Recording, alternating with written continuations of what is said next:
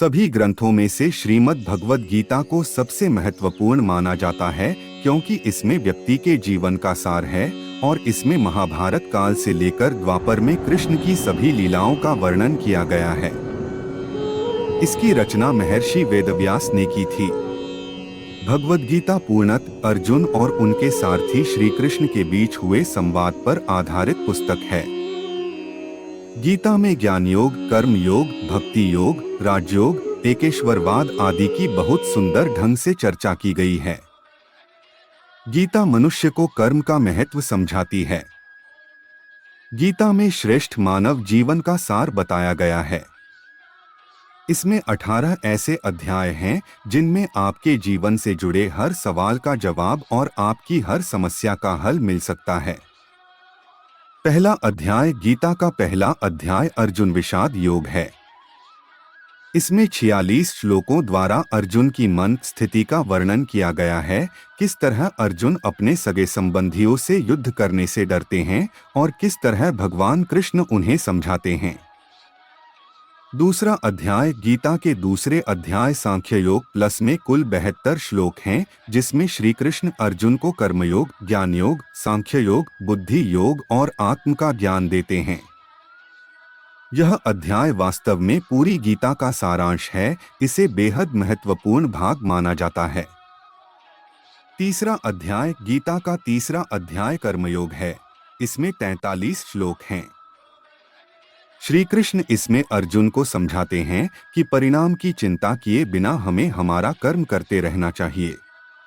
चौथा अध्याय ज्ञान कर्म संन्यास योग गीता का चौथा अध्याय है जिसमें 42 श्लोक हैं।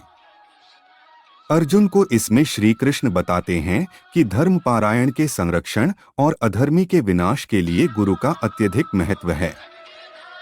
पांचवा अध्याय कर्म संन्यास योग गीता का पांचवा अध्याय है जिसमें 29 श्लोक हैं। अर्जुन इसमें श्री कृष्ण से पूछते हैं कि कर्मयोग और ज्ञान योग दोनों में से उनके लिए कौन सा उत्तम है। तब श्री कृष्ण कहते हैं कि दोनों का लक्ष्य एक है परंतु कर्म योग बेहतर है। छठा अध्याय आत्मसंयम योग गीता का छठा अध्याय है जिसमें 47 श्लोक हैं। इसमें श्री कृष्ण अर्जुन को अष्टांग योग के बारे में बताते हैं। वह बताते हैं कि किस प्रकार मन की दुविधा को दूर किया जा सकता है। सातवां अध्याय ज्ञान विज्ञान योग गीता का सातवां अध्याय है जिसमें 30 श्लोक हैं और इसमें श्री कृष्ण निरपेक्ष वास्तविकता और उसके भ्रामक ऊर्जा और माया के बारे में अर्जुन को बताते हैं। आठवां अध्याय गीता का आठवां अध्याय अक्षर ब्रह्म योग है जिसमें 28 श्लोक हैं। गीता के इस पाठ में स्वर्ग और नरक का सिद्धांत शामिल है। इसमें मृत्यु से पहले व्यक्ति को सोच, आध्यात्मिक संसार तथा नरक और स्वर्ग को जाने की राह के बारे में बताया गया है।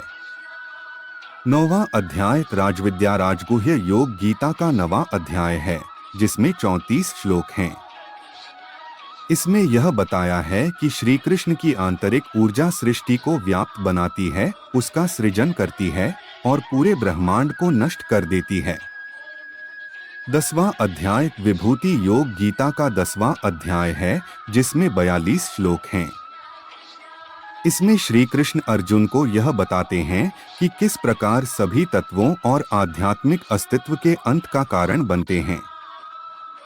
11वां अध्याय विश्वस्वरूप दर्शन योग गीता का 11वां अध्याय है जिसमें 55 श्लोक हैं। इस अध्याय में अर्जुन के निवेदन पर श्री कृष्ण अपना विश्वरूप धारण करते हैं। 12वां अध्याय भक्ति योग गीता का 12वां अध्याय है जिसमें 20 श्लोक हैं। इस अध्याय में कृष्ण भगवान भक्ति के मार्ग की महिमा अर्जुन को बताते हैं। इसके साथ ही वह भक्ति योग का वर्णन अर्जुन को सुनाते हैं। 13वां अध्याय क्षेत्र क्षत्रज्ञ विभाग योग गीता 13वां अध्याय है। इसमें 35 श्लोक हैं। इसमें श्री कृष्ण अर्जुन को क्षेत्र और क्षेत्रज्ञ के ज्ञान के बारे में तथा सत्व, रज और तम गुणों द्वारा अच्छी योनि में जन्म लेने का उपाय बताते हैं।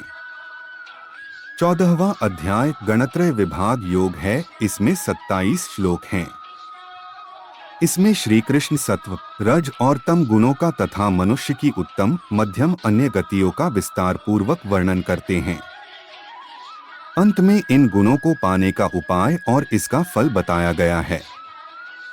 15वां अध्याय गीता का 15वां अध्याय पुरुषोत्तम योग है। इसमें 20 श्लोक हैं। इसमें श्री कृष्ण कहते हैं कि दैवी प्रकृति वाले ज्ञानी पुरुष सर्व प्रकार से मेरा भजन करते हैं तथा आसुरी प्रकृति वाले अज्ञानी पुरुष मेरा उपहास करते हैं। 16वां अध्याय दैवासुर संपद विभाग योग गीता का 16वां अध्याय है। इसमें 24 श्लोक हैं।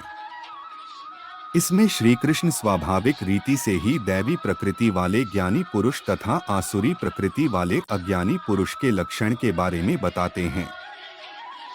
17वां अध्याय श्रद्धात्रय विभाग योग गीता का 17वां अध्याय है। इसमें 28 श्लोक हैं।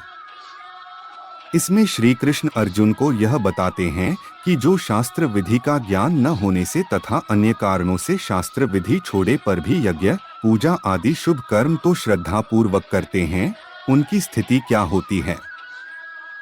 18वां अध्याय मोक्ष संन्यास योग गीता का 18वां अध्याय है। इसमें 78 श्लोक हैं। यह अध्याय पिछले सभी अध्यायों का सारांश है। इसमें अर्जुन श्री कृष्ण से न्यास यानी ज्ञान योग का और त्याग अर्थात फलासक्ति रहित कर्मयोग का तत्व जानने की इच्छा प्रकट करते हैं।